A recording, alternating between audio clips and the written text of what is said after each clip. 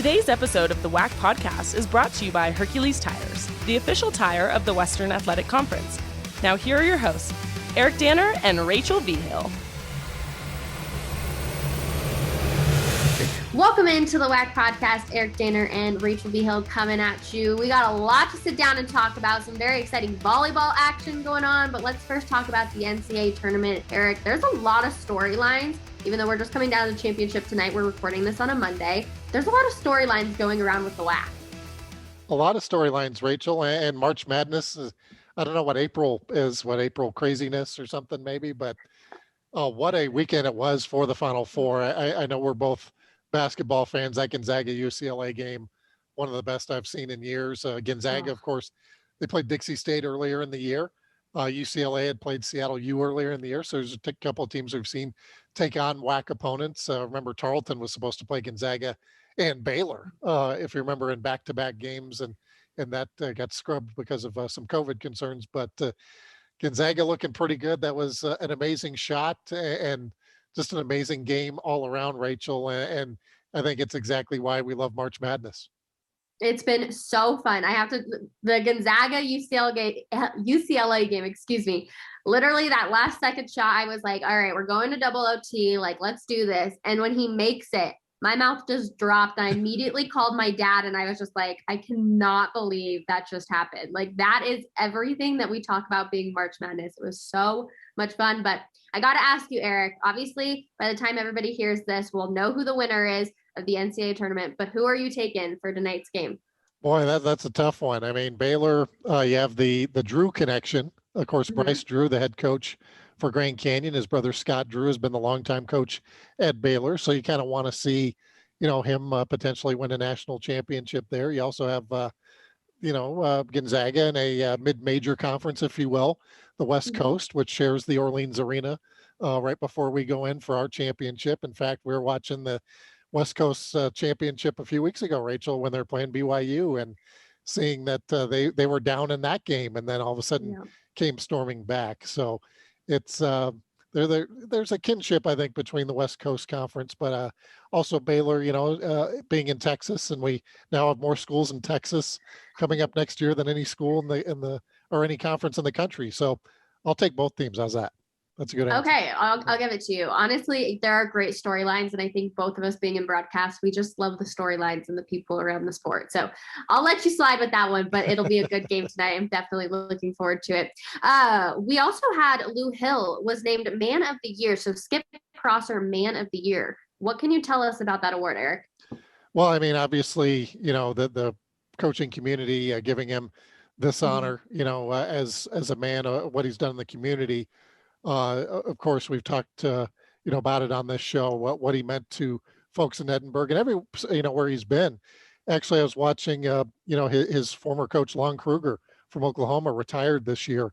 And in his closing press conference mentioned that the death of Lou Hill had something to do with that, and just how short life can be, and that, how this has affected people in all kinds of different walks of life. And they don't know if you had the chance to see that, Rachel. They had the cardboard cutouts at the Final Four, and they had some of the coaches who had passed away. In Lou Hill, there was a cardboard cutout of him at the Final Four. And his family.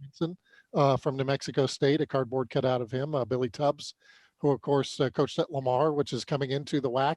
That cardboard cutout of him, who also passed away. And speaking of Lamar, they just hired a brand new basketball coach from the University of Houston.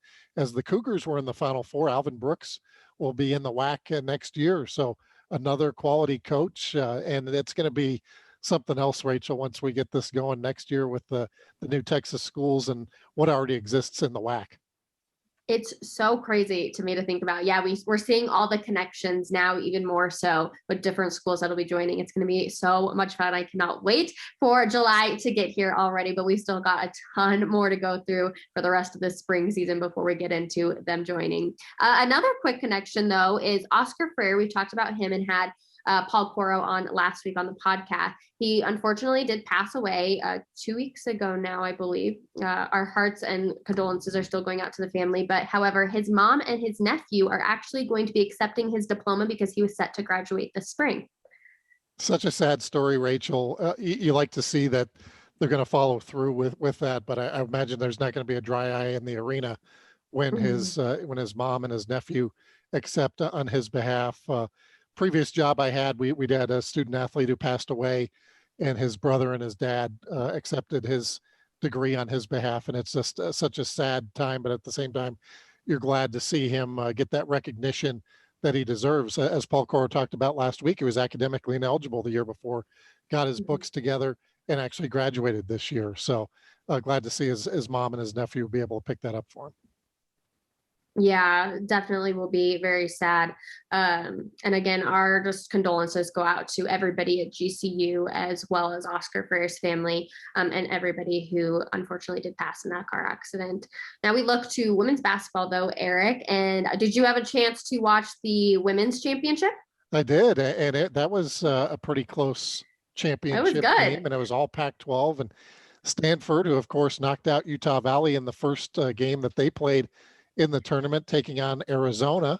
And Arizona had a lot of WAC connections, or at least a connection to our good friend Joan Bonvicini, who is the all-time winningest coach in Arizona women's basketball history, and one of her former players, Adia Barnes, now the head coach at Arizona. And Joan actually helped Adia get into coaching back when Joan was the coach at Seattle U, and Adia was playing for the Seattle Storm. So a lot of connections there. And watching Joan's social media, she had a chance to go to the Final Four and root on her former player and her former team. And what a great job Arizona's done, going from, I think she had 6 wins 4 years ago, to winning the WNIT last year, to making the national championship game this year. So hats off to Arizona, who's not in the WAC, but I'm sure Joan Bonvicini is very happy with the way things have turned out for the Wildcats. Yeah, it was honestly such a fun game to watch too. Like anytime it comes down to a last second shot, whether you just want one of them, one of them is going to win, that, but your heart always breaks, but at least it's never a blowout. Like I just always want championship games to be good. I know I'm like a lot of people in that aspect, but it was definitely a fun one to watch there. Jared Olson was also named the K-Yao National Coach of the Year. I want to make sure I said that one correctly. And hats off to him, because they had an incredible season as well. Well deserved, and it's good to see, Rachel, that they weren't overlooked, because they are transitioning from D2 to D1, and they had the 26-1 record. And think about that. I mean, that nobody would have thought a team in the third year of their transition would have a record like that. So glad to see him get a national award like that, a National Coach of the Year for Jared Olson. Yes. We have some really fun conversations to go about and talk about now with the WAC Volleyball Tournament, Eric. Oh my goodness. Can we talk about what a great match it was between Utah Valley and New Mexico State, for Utah Valley to go out there in 3 sets and take down the regular season champ? It was a surprising tournament, I think, Rachel. Oh my goodness. In terms of upsets, Chicago State started off by sweeping UTRGV. Chicago State had not won a match this year. Had not won a match in a long time. And in talking with Tony Triffanoff, their head coach, the week before, I thought, boy, they seem to have the eye of the tiger, and they sure did in that first match. So they advanced to the semis, with Seattle U opting out this year. And then in the other semi, Grand Canyon against Utah Valley. These are 2 very good teams. They had played the week before. They split. So Grand Canyon was the 2 seed, Utah Valley the 3 seed, and Grand Canyon comes out, wins the first match, or the first set, and then Utah Valley comes out and wins the next 3 going into the championship. New Mexico State, when they played Chicago State, they sweep them, but again, the Cougars put up a pretty good fight. They don't go away quietly. So New Mexico State, Utah Valley. New Mexico State had that long win streak earlier this year, snapped by Utah Valley, Rachel, and they, for some reason, Utah Valley seems to match up well against the Aggies, and they had the home crowd going. Again, it was social distancing and a limited attendance, but they were pretty loud in the Lockhart Arena there at Utah Valley, and they sweep New Mexico State. I don't think anybody could have saw that coming. I can tell you, I definitely did not, but my gosh, was it fun to watch. And they were all came down, each set comes down very, very close. So hats off to both of them to making it that far and getting through the season and everything like that. But yeah, oh my goodness. Congrats to Utah Valley too, going to the NCAAs for the first time in program history. So huge shout out to them. And they will take on Texas State next Wednesday on April 14th. So we're going to be sending all the good vibes. And we're also going to have Sam Atoa in our next segment here, the head coach for Utah Valley Volleyball as well. Good conversation you're not going to want to miss. Well, Eric, I'm going to be a Debbie Downer now as we transition. I'm going to put myself out there too, and because I was supposed to be going out to Las Vegas for the men's soccer tournament. I will not be. I had tested positive for COVID, but I want to take this time to remind everybody to continue to be safe. I know a lot of things are opening up, but I can be a perfect example of, I just had dinner with a friend and I ended up testing positive. So everybody take care of yourself, continue to be safe. And if you have the opportunity to get vaccinated, look at doing so and sticking forward, looking at your own health. So I'm going to put myself out there. Rachel, to test positive, no, 15 minutes. And also, we're seeing younger people testing positive as the vaccine rolls out, and hopefully, some people that have health issues or, older population are getting the vaccine. Some of the younger people aren't up for it yet. And that's where we're seeing a spike. And yeah, I hope you're feeling better, Rachel, in the near future. We're kind of like, as I was saying, the Denver Broncos quarterbacks room. So I'm on quarantine as we speak here as well.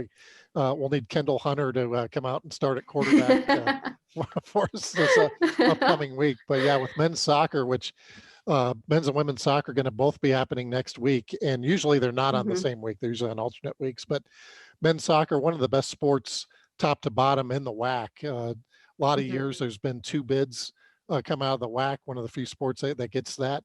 We have quite a few affiliates that are pretty strong, but this year, still looking at the top of the standings, Rachel, it's Grand Canyon with that undefeated 6-0 record. So they are the team to beat still.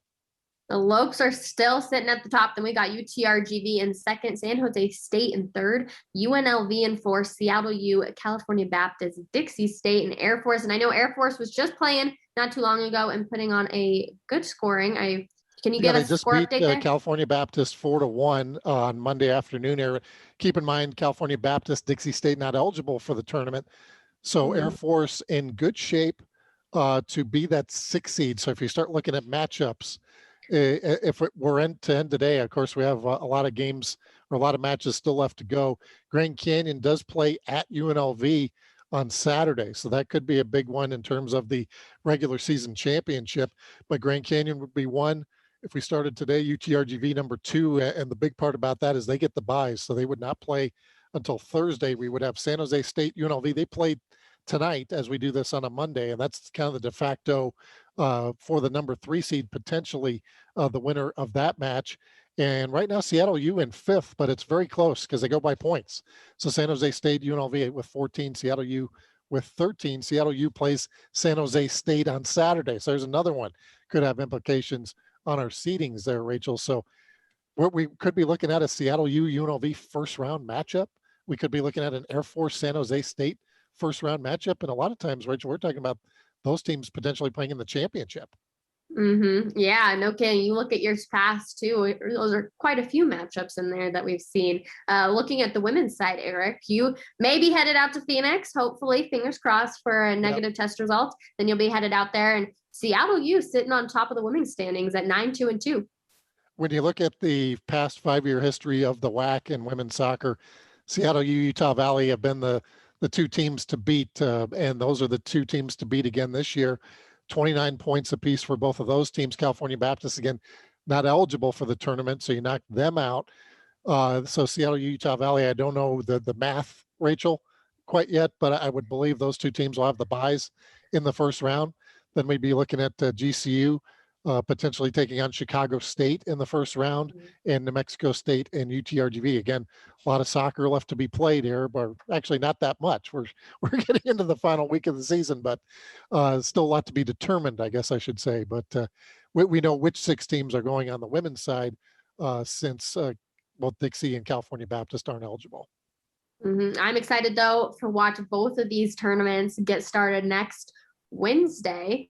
Tuesday. Nope, next Tuesday. Yeah. Tuesday. Excuse me. Yeah, next Tuesday. So matches on Tuesday, Thursday, and then championship match on Saturday. Excited. Now, Eric, you said not a lot of games left, or not a lot of matches left for soccer. However, we do have a lot of games left of softball and baseball. And we have our softball players of the week. Dixie State's Megan Anders is the Ticket Smarter hitter of the week. She had 571 with 4 RBIs for the Trailblazers in their series opener against Tarleton. Scored the game-winning run in the bottom of the 8th inning, while also tallying 3 hits, a home run, and 3 RBIs. She had a pair of doubles and an RBI across the final 2 games to help Dixie State get the series win over the Texans. And then we've also got Devin Kritz, who's the Ticket Smarter pitcher of the week. For Utah Valley, the winning pitcher in each of the Wolverines' 3 wins last week, finished the week with a 1.0 ERA across 21 innings. That's an amazing feat for Devin Kritz. Also had 14.2 consecutive scoreless innings and helped lead her team to win over Utah State in a series victory over California Baptist. So congratulations to our softball players of the week. And also we had a great ending in the New Mexico State Grand Canyon game. I guess great if you're a New Mexico State fan, Rachel, where we had the walk-off 3-run homer by freshman Maya Martinez. So we're getting into that part of the season where it's getting to be a lot of fun here, Rachel, and New Mexico State Grand Canyon, traditionally 2 of the best teams in the WAC.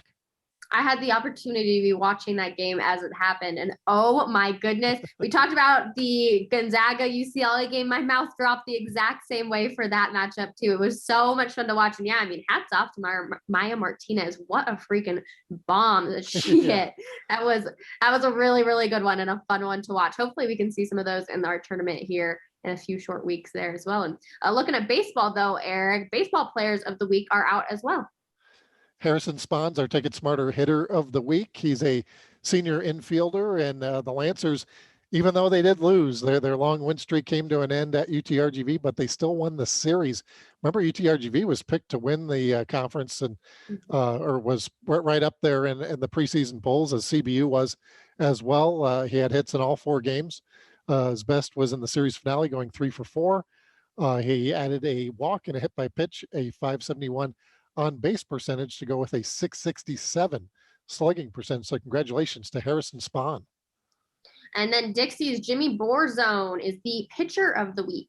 He's a right-hander out of Vancouver, recorded the 2nd no-hitter in the Dixie State NCAA era, the 25th no-hitter in WAC history, and a 5-1 win over Tarleton on Friday.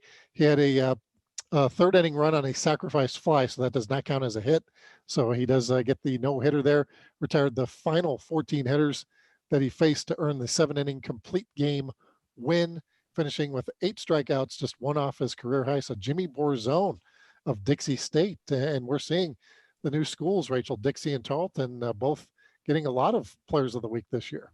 Making their names heard in the WAC. All right, that's going to do it for Eric and I right now, but we are going to take a quick break. And when we come back, we're going to have Sam Atoa, the Utah Valley volleyball head coach, on with us to talk about that championship run. We'll be right back. Hercules Tires is the official tire of the Western Athletic Conference, and for over 65 years has been providing tires with unbeatable quality at an unmatched value. Whatever the vehicle and whatever the terrain, Hercules Tires invites you to ride on our strength. For a retailer near you, visit HerculesTires.com. Welcome back to the WAC podcast. Eric Danner and Rachel Vigil. We are now joined by Sam Atoa, the head volleyball coach at Utah Valley.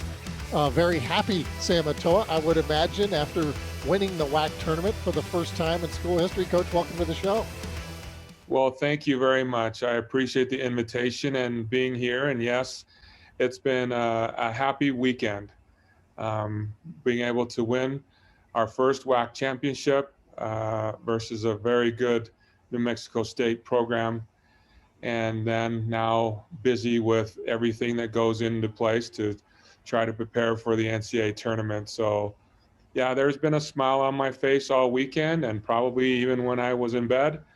And so we're just elated.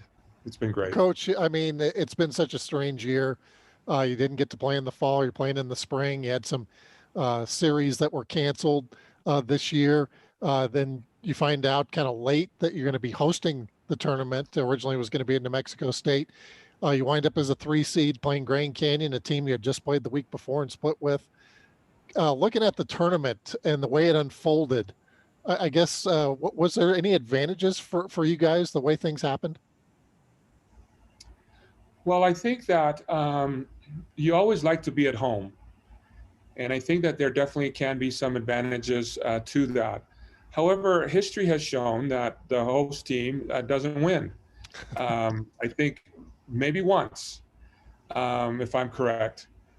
And so, you know, if that is a curse for anybody that hosts, and why is it? And we kind of discussed that. We talked to the team about that, my staff, and what else needs to be different if with us hosting, and what do we need to do? And so we kind of approached it as a we're on the road type mentality. And if we're on the road, here's what we're going to do. We couldn't afford to just go to a hotel room and kind of do what others teams do or other programs do or sports. But we felt like that we could probably trust the girls enough that, hey, this is what we can do. And if we can just sacrifice a little bit with the hopes that we will gain greater results, then why not? And let's do this. And the kids have been so resilient and so responsive to some of the changes and everything that we've kind of gone through. And I feel like that has really helped. Home can be a huge distraction because of family coming in and everybody else and doing all this stuff. And they were willing to not see their families. They were willing to stay confined. And first of all, we wanted to make sure that they were safe and not expose themselves to possible situations. But then again, just to kind of stay focused on what we needed to do for the weekend. And I felt like with some of that focus and other things and us also playing well, that it kind of all kind of contributed to us being able to win this week. And so hopefully, anyways, that was a huge reason why that helped us to do that. So you want to be home for sure, but not if it's going to distract us. And I thought what we were able to handle those things to help us not be distracted. Looking against the match against New Mexico State, I have to know, what did you tell your team to go out there and win it in 3 sets? Well, you know what? You never tell anybody to go win it in 3 sets. I think that if you, if it works, great. I knew that it was going to battle. I felt like that it would definitely go 5, and maybe 4 as well.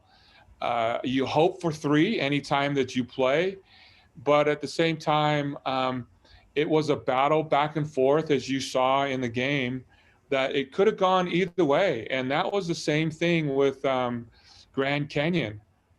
Besides that first set, I think that they beat us with several points. The other 3 match sets were all by 2 points. And so it could have gone either way. And in matches that we had played before, it kind of bounced their way. And I think this time around, we were able to make the right adjustments. We were able to have the right mindset that allowed us to stay focused and feel like that, which we call warrior moments.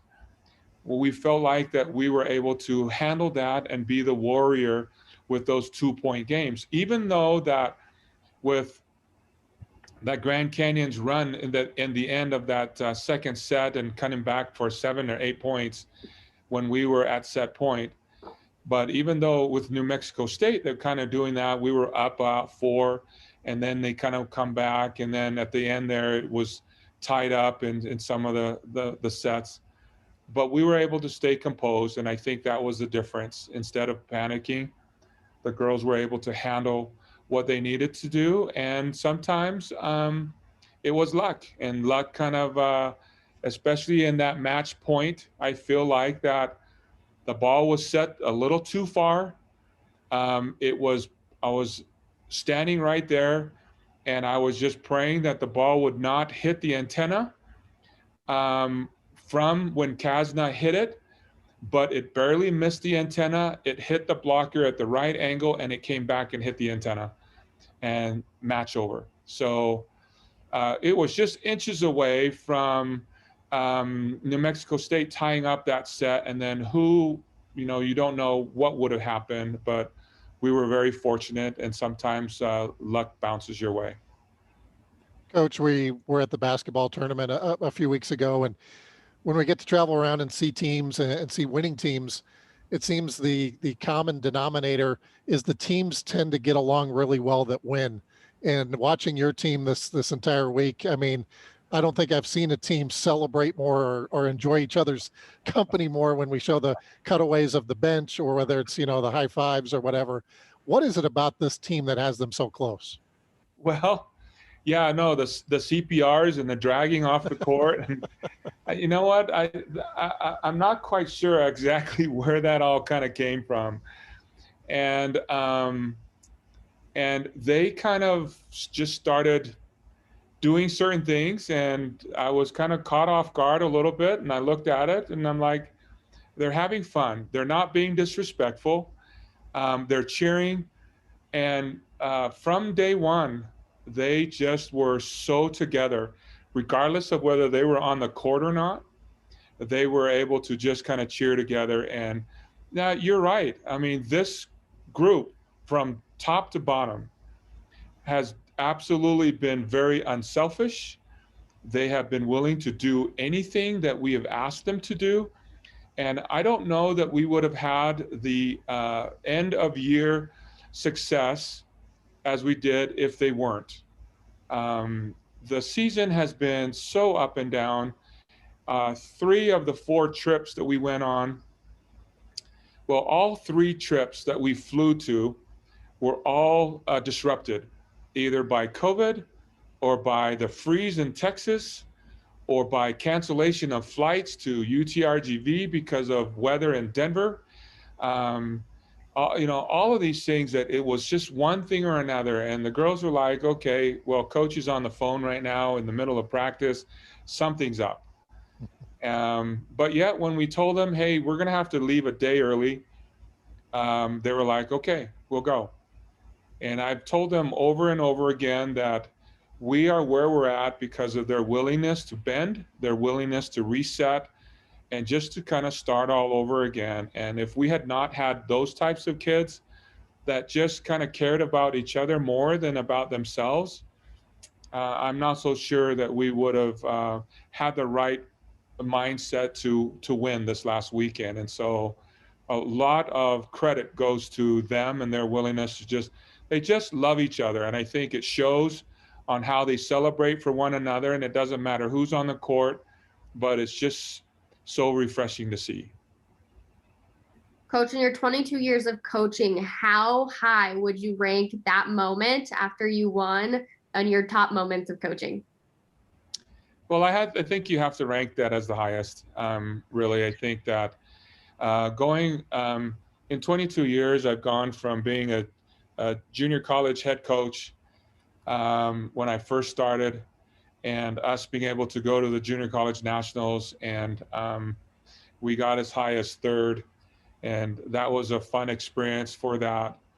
And we've had, and then from that, we, in our transitional period from junior college to Division I, which was something else, but winning an independent championship, and then going from being independent into the Great West and being able to win that as well a couple of times, and then moving in and transitioning into being in the WAC conference.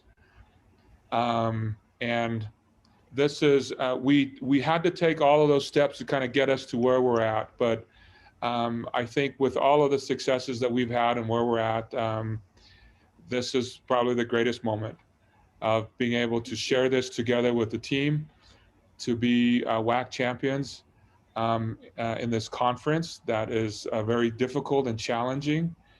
And also because it allows us and qualifies us for the Ncaa tournament, and that is a first. And so I think when you have that and that ticket to qualify and go to the big dance, there's nothing like it. And so this is right, it's at the top. Coach, only 48 teams in the NCAA tournament this year, so a reduced field. You get a little time off before you have to play, which is next Wednesday against Texas State. In terms of getting ready for a tournament like that, what's the next week going to look like for you guys? Well, I think every day has been, today, as I mentioned, it's been a lot of administrative work and trying to decipher and go through the information that the NCAA sent us, information on travel and hotel. And I have a great staff that's really helped kind of lighten the load on doing what we needed to do to just make sure that we are meeting every deadline and some deadlines today on getting the roster, not the roster, but the travel party group in, and then working with travel and trying to work that out. And so it's been a busy day today, and I'm hoping that with these next couple of days that we can get majority of that kind of put behind us and taking care of some of those so that we can then focus on practice come Wednesday and be able to get ourselves focused on what we need to do, and that is to familiarize ourselves with Texas State and work on practice to help us be able to get, for us, as well as for anybody in our in athletics, to win our first NCAA match. And so I think with the way that they have it with the 48 teams and us not going regionally to a Stanford or to a very high seed, I think it just kind of makes things a little bit more even, and that there's some first round matches that will be really interesting on what will happen. And so I'm pretty excited about the way that they have it, and hopefully that we don't get too caught up into overwhelmed with just the atmosphere and the excitement and all of it, and we can stay focused on doing what we can to be successful. Well, Coach, we are sending you all the good vibes your way, and best of luck next Wednesday. We do appreciate your time and hopping on with us.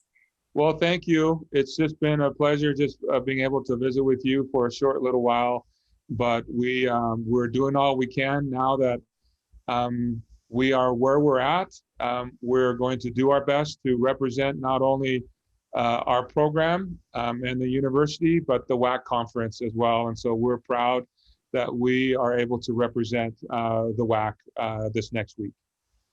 Coach, good luck to you, and thanks again for joining us on the show. Okay. Thanks, Eric. Thanks, Rachel. Have a good day. All right, Sam Atoa from Utah Valley. That does it for this episode of the WAC Podcast. Thanks for listening, everybody. Make sure to follow us on Facebook, Instagram, Twitter, and YouTube. And check out our website at wacsports.com.